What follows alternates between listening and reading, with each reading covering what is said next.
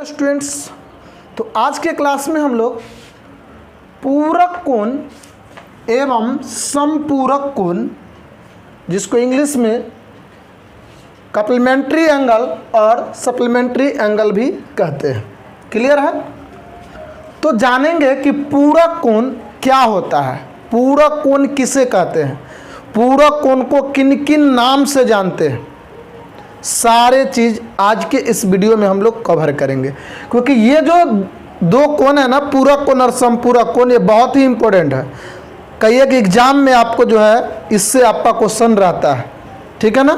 तो चलिए सबसे पहले समझते हैं कि पूरक कोण कहते किसे हैं, परिभाषा को देखते हैं।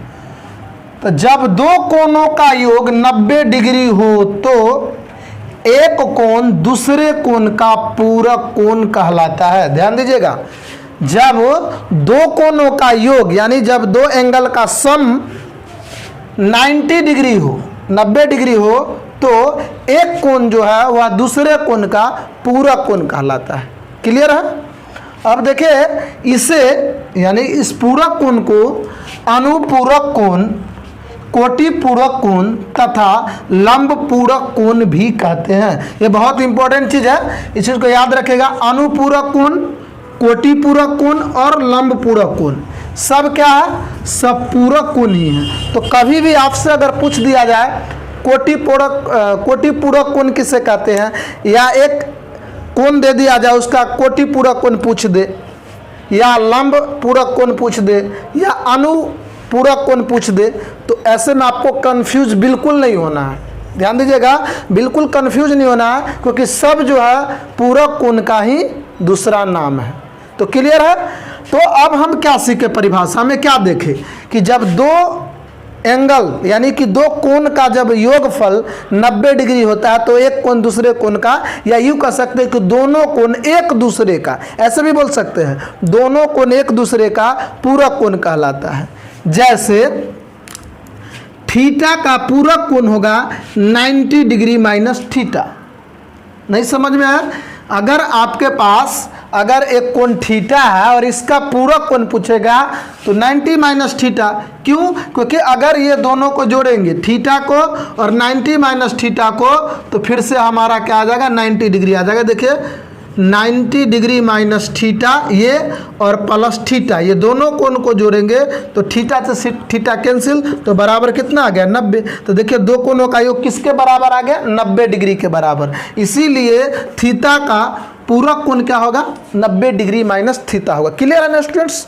अब देखिए इसको एग्जाम्पल के द्वारा समझते हैं। आपसे यदि हम पूछे 30 डिग्री का पूरक कोण, ध्यान से देखिएगा, 30 डिग्री का पूरक कोण, ये अलग से मैं पूछ रहा हूँ, तो क्या करेंगे? कुछ नहीं, 90 डिग्री माइनस 30 डिग्री, यहाँ पे देखिए फार्मूला 90 डिग्री में से घटा देंगे, क्या बचेगा? 60 डिग्री। तो 30 डिग्री का पूरक क्या हो जाएगा? 60, और 60 का पूछेगा तो क्या हो जाएगा? 30। ठीक है ना? क्योंकि ये 30 और जो ये आया, ये दोनों का योगफल किसके बराबर होना चाहिए? 90 के बराबर होना चाहिए। तो क्लियर है कि कोई भी आपका कोण दे दिया रहा है, अगर उसका पूरा कोण पूछेगा तो 90 डिग्री में से माइनस कर दीजिए, ये आपका फार्मूला निकल करके आ जाता है। तो आई होप कि क्लियर है। तो चलिए आप कमेंट बॉक्स में जाइए और एक कमेंट करके बताइए कि 52 यानी 52 डिग्री का पूरक कोण क्या होगा? 52 डिग्री के कोण का पूरक कोण क्या होगा? कमेंट करके बताइए। चलिए कमेंट कीजिए। उसके बाद हम लोग पूरक कोण क्लियर हो चुका है, कोई कन्फ्यूजन नहीं है। अब समझते हैं समपूरक कोण। समपूरक कोण, सबसे पहले परिभाषा को एक नज़र देखते हैं कि जब दो कोणों का योग 180 डिग्री हो, जब दो कोणों का योग 180 डिग्री हो तो एक कोण दूसरे कोण का समपूरक कोण कहलाता है। वही है, उसमें था 90 डिग्री, इसमें 180 डिग्री, यानी जब दो कोण का योगफल 180 डिग्री आए तो एक कोण दूसरे कोण का समपूरक कोण कहलाएगा, या यूँ कहिए कि दोनों कोण एक दूसरे का समपूरक कोण कहलाएगा। ठीक है ना? इसे ऋजु कोण, ऋजु पूरक कोण, सॉरी ऋजु कोण तो अलग हो जाएगा, ऋजु पूरक कोण, सरल कोण भी कहते हैं। तो आपसे यदि कोई पूछ दे कि रिजु पूरक या सरल कोण, तो ऐसे में आपको बिल्कुल भी कंफ्यूज नहीं होना है, समपूरक कोण के बारे में ही पूछ रहा है। ठीक है ना, तो क्लियर है। जब दो कोणों का योग अगर 90 हो तो पूरक, और जब दो कोणों का योग 180 हो तो समपूरक।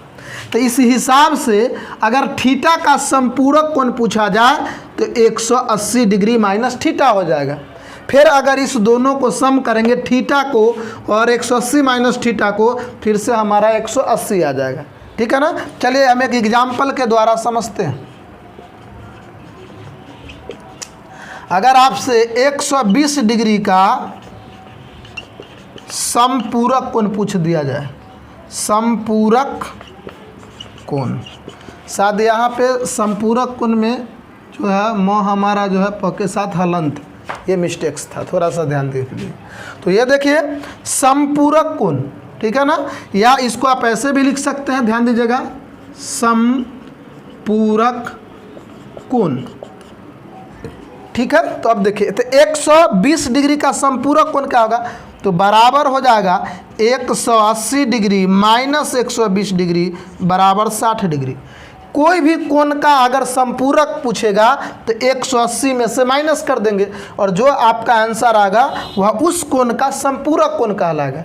ऐसे भी चेक करके देख लेना कि 120 एक है, दूसरा समपूरक कोण 120 का था 60, ये दोनों को जोड़ के देखेंगे 180 आ रहा है, तो 120 और 60 180।